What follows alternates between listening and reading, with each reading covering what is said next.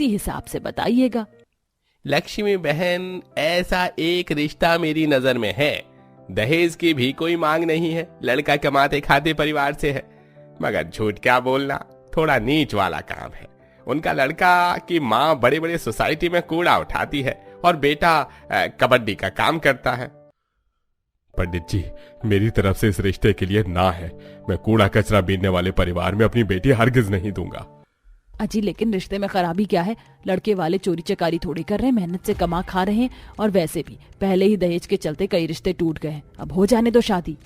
लक्ष्मी गरीबी और लाचारी के चलते अपनी बेटी की जोड़ी कचरे वाले के साथ लगा देती है। वो पल भी आ जाता है जब किरण की विदाई होती है।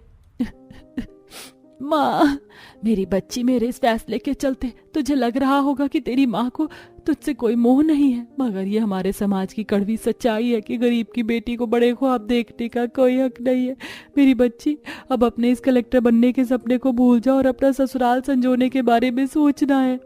विदा होकर किरण ससुराल में आ जाती है, जो कि एक कचरा दान के कंपाउंड के सामने झुग्गी में छोटा सा खांचा था। देखते देखते लगभग 1 महीना हो जाता है। अरे बहू, ये बिछौने के पास किताब कैसी पड़ी है? चेतन, ये तू रद्दी का किताब घर में क्यों लाया है? माँ, मैं भला घर में रद्दी क्यों लाऊंगा, दिखाओ जरा। चेतन जैसे किताब खोलता है, उसके अंदर एक खत होता है।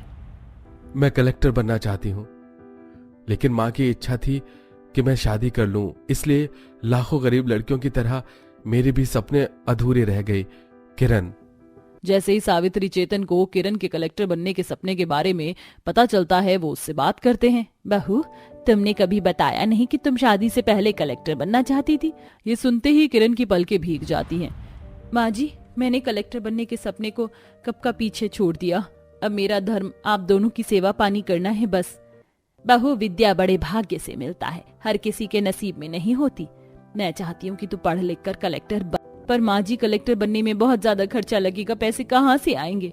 बहू, पैसे की चिंता मत कर, जरूरत पड़ी तो मैं ये झुग्गी बेच दूंगी। अपनी गरीब सास पति का समर्थन पाकर किरण की आंखों में फिर से कलेक्टर बनने का ख्वाब फलने फूलने लगता है। वो यूपीएससी की परीक्षा की तैयारी करती है। वहीं सावित्री सोसाइटी से कचरा जमा करके उसे कूड़ेदान में बीनती है।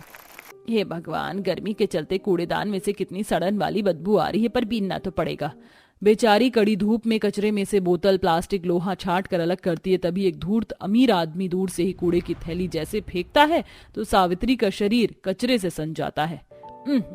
अरे ओ साहब, थोड़ा कचरा दान के अंदर आकर कचरा फेंक देते तो क्या बिगड़ जाता।